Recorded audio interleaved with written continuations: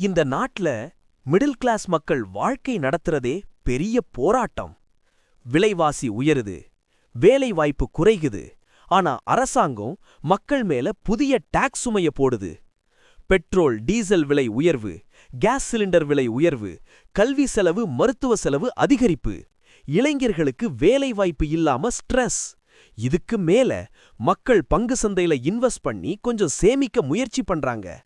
ஆனா அங்க கூட டாக்ஸ் போட்டு தண்டிக்கிறீங்க. Long term capital gain tax, short term capital gain tax, இதெல்லாம் உயர்த்துறது சரியா? உலகத்துல சில நாடுகள்ல ஸ்டாக் மார்க்கெட் முதலீட்டுக்கு கேபிட்டல் கெயின் டாக்ஸ் இல்லாம டாக்ஸ் ஃப்ரீயா இருக்குது.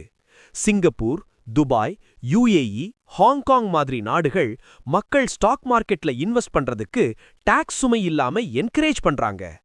ஆனா நம்ம நாட்டுல இன்வெஸ்ட் பண்றவங்களையே டாக்ஸ் போட்டு தண்டிக்கிற மாதிரி நடக்குது. மிடில் கிளாஸ் தான் நாட்டோட பேக் போன். அவங்களே சேமிக்க முடியாத நிலை வந்துருச்சுன்னா இந்த பட்ஜெட் யாருக்காக? இந்த பட்ஜெட் மக்கள் பட்ஜெட்டா இல்ல அரசாங்கம் தன்னை புகழ்ந்து கொள்ளும் பட்ஜெட்டா? ராஜ்யசபா முழுக்க ஒரு நிமிஷம் அமைதி. இப்போ கேள்வி என்னன்னா, அரசாங்கம் இதுக்கு என்ன பதில் சொல்லப் போகுது?